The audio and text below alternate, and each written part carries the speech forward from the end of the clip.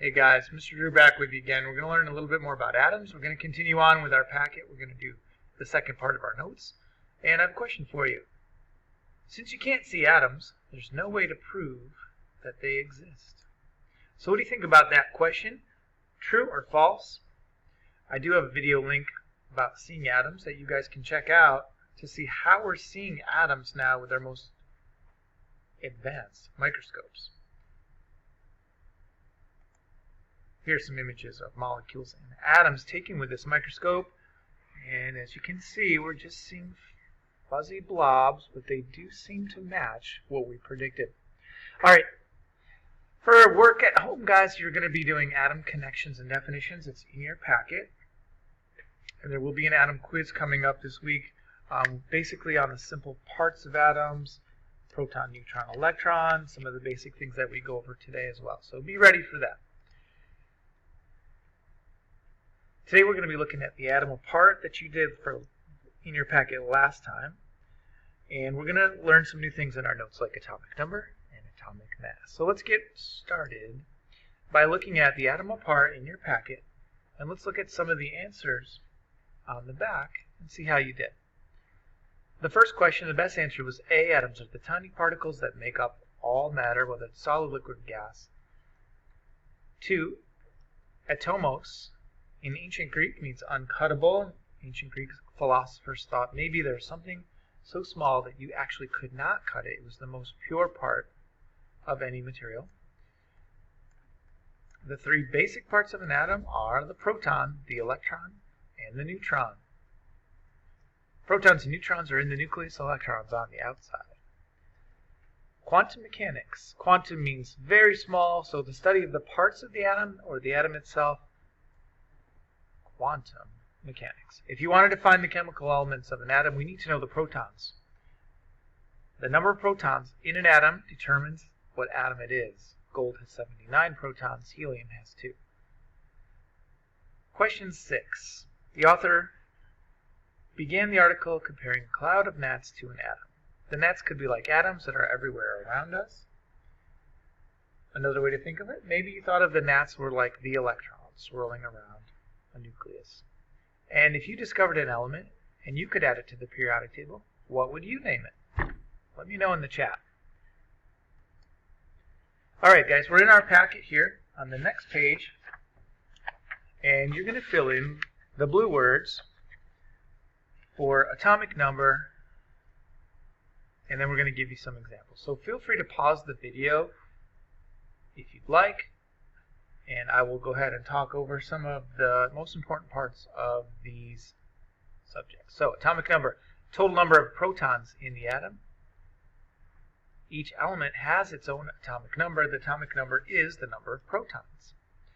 And I said also electrons because electrons are the negative parts of an atom. Protons are positive. So in a balanced atom where all positives equal negatives, that would also be the number of electrons. But remember, electrons can move and jump from atom to atom, but it definitely always is the number of protons. Let's take a look at an example. Krypton is an element or a type of atom. Its atomic number is 36. Why is it number 36? Well, it has exactly 36 protons. So how many protons does krypton have? Krypton has 36 protons. In the space below, let's draw and label an atom that has 6 protons, 6 neutrons, and 6 electrons. The way you would do that is just like this picture here. I would draw 6 circles with plus signs to represent our 6 protons. We're going to need 6 neutrons, which I'm going to draw as circles without a plus or minus. And then for the electrons, I'm going to draw 6 electrons on the outside. Now electrons follow a rule where we have one ring or orbital that holds 2. The second can hold up to 8. In this case, we only need 4 more because 2 plus 4, is the 6 electrons that we need. What's this element's atomic number? Well, we're only going to count the number of protons. So if I count up all the positives, that's atomic number 6. and that element happens to be carbon. So you've just drawn a carbon atom element. Congratulations. Next, on the bottom of our page, we have atomic mass. Atomic mass is an important number because it tells us the mass of the atom. It's measured by counting the protons plus the neutrons in the nucleus. Protons plus neutrons. Remember, all the mass of an atom is in its nucleus. We are not counting electrons because comparatively electrons are very small. It would be like adding a penny to a bowling ball. Since we can't actually hold or measure atoms, we're going to make a new unit of mass called the atomic mass unit. That's AMU for short. The atomic mass unit is simply found by adding the protons to the neutrons. In the atom you just drew, there was 6 protons and 6 neutrons for a total mass of 12. AMU. Let's look at another example. Here's a drawing of a helium atom. To find the mass of helium, I'm going to look at all the particles in the nucleus. There are 2 protons and 2 neutrons for a total mass of 4. Again, we do not count the electrons because their mass is so small compared to the rest of the atom. It's basically something you couldn't even measure.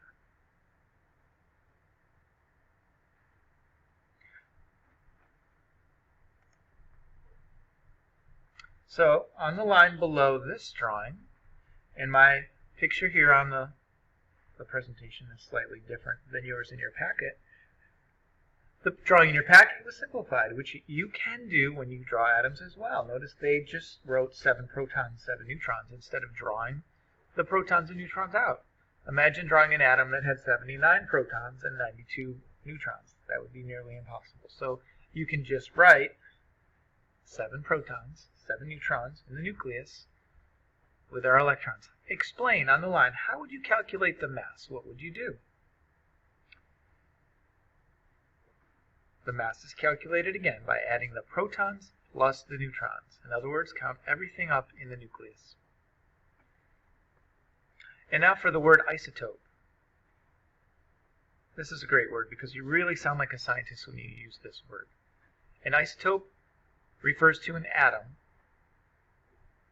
of the same type with different numbers of neutrons.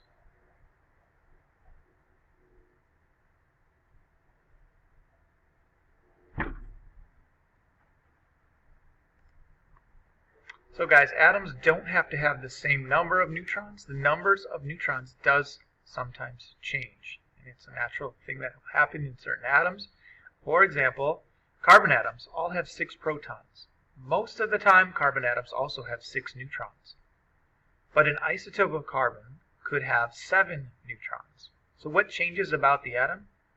Well, the only thing that really is changing in this case is the mass of the atom. A normal carbon atom would have a mass of 12 AMU, but with 1 extra neutron, it is now 13. It's still a carbon atom because it still has 6 protons.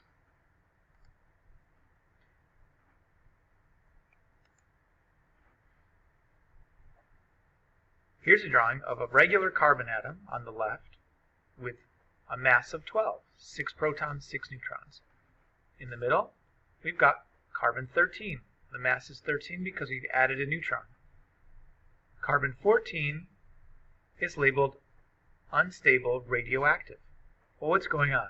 Well, at some point, we're adding so much mass to the nucleus that it's becoming what we call unstable. An unstable atom will break down, the nucleus will break down, and it will revert back to a more stable form, releasing some energy, which is radiation. Now, when this happens on 1 or 2 or even 1,000 atoms at a time, it's nothing that you would have feel danger or anything like that, but it can be measured, and there's a useful tool that carbon 14 helps us do. It has something to do with finding out the age of things. So I'm going to link a video called Carbon 14 Dating, and if you're interested in finding out how isotopes of carbon help us date fossils and other things, please check out that video. Okay, in our packet, you'll notice the next page looks a lot like this. Now I see that is actually on the back, which is great. So flip over to the back, and you have bubbles with words. And we have electron cloud, proton, neutron, electron, atomic number, and mass. What I'd like you to do is pause the video, look back at your notes if you need to, and just fill in a simple definition for each of those terms. See if you remember a simple way in a few words to draw or write a definition of those terms. If you're having trouble remembering, just go ahead and go back to your notes. Go ahead and pause.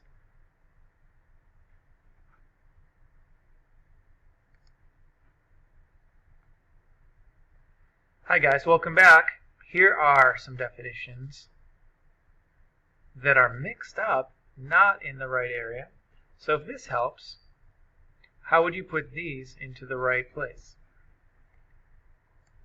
And I'm going to pause again. If you need help, you can use my definitions and try to figure it out. We're going to go over it next time, but let me show you what we're going to do right now. Okay.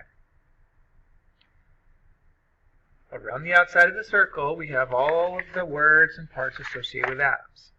Our goal is to connect one of the boxes to another simply by drawing a line.